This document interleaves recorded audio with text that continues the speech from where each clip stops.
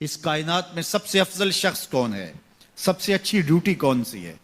سب سے سونی نوکری کون سی ہے؟ کہتے ہیں کہ فلاں نوکری بہت اچھی ہے، فلاں کاروبار بہت اچھا ہے، فلاں جگہ پیسہ بہت ہے، فلاں شعبے میں عزت بڑی ہے.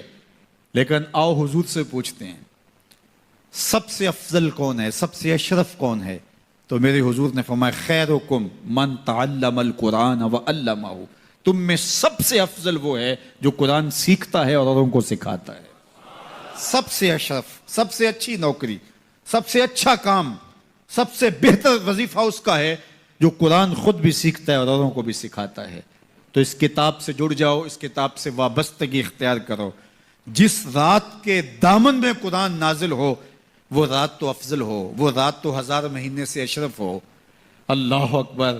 تو پھر مجھے بتاؤ کہ جو قرآن کو اپنی روح میں بسا لے، جو اپنے اعمال کو قرآن کی تعلیمات کے تابع کر دے، جو اپنے دنوں کو قرآن کے اجالوں میں گزارے، اپنی راتوں کو قرآن کی تلاوت میں بسر کرے، دن کی تنہائی میں اور رات کے اجالوں میں قرآن پڑھے، بتاؤ وہ کتنا اشرف ہوگا. اس لیے میرے اور آپ کے آقا و مولا نے فرمایا راتوں کی تنہائیوں میں اٹھ کے قرآن پڑھا کرو اور قرآن پڑھتے ہوئے رویا کرو، اور اگر رونا نہ آئے تو رونے کی کوشش کیا کرو.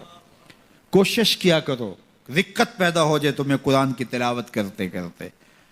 حضرت داتا گنج بخش علی حجویری علیہ رحمہ سے ایک مرید نے کہا حضرت اگر رونے کی کوشش کریں پھر بھی رونا نہ آئے، فرمایا پھر اپنے مقدر پہ رویا کرو. تم اتنے سنگ دل ہو گئے ہو کہ تمہاری آنکھیں آنسوں کا خراج نہیں دیتی ہیں. تو اس کتاب کے ساتھ جڑ جاؤ، تعلق کو مضبوط کر لو، اور اس کتاب سے وابستگی تمہیں دنیا آخرت کی بہتری کی ضمانت فراہم کرے گی.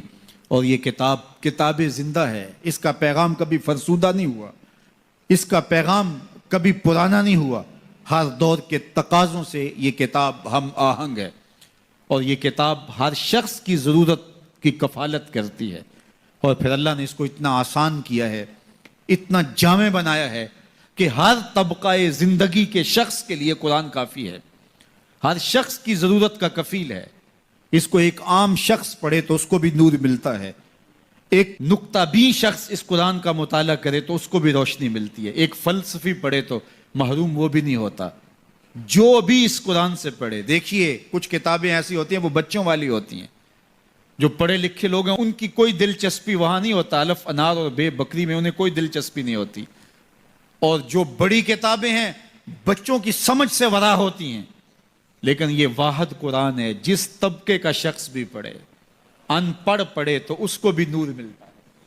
میں دیکھتا ہوں تلاوت چل رہی ہوتی ہے اور تلاوت عربی میں ہے، اور بندہ عربی جانتا نہیں ہے وہ بھی جھوم رہا ہوتا ہے، اس کو بھی حظ مل رہا ہوتا ہے. یہ کتاب ہر طبقہ زندگی کو روشنی دیتی ہے. یہ قیامت تک آنے والی انسانیت کے لیے رشد و ہدایت کا صحیفہ ہے.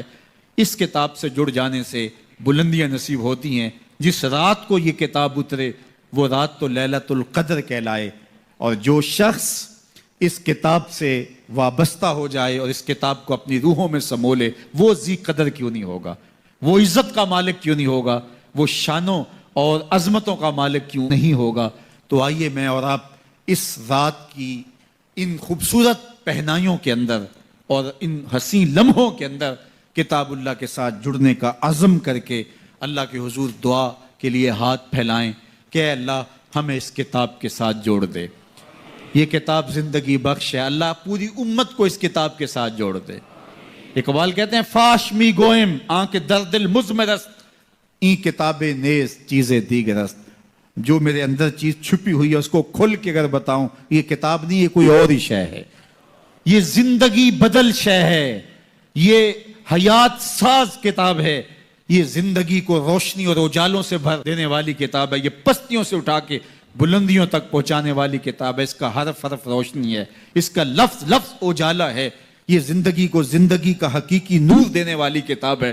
اس سے جڑنے والے کبھی محروم نہیں ہوتے، سرخرو اور سربلند ہوتے ہیں. اللہ ہمیں اس کتاب رحمت سے جڑنے کی اور جڑے رہنے کی توفیق عطا فرما، اور اس امت کو اس کتاب کے ساتھ وابستگی اللہ نصیب کرے.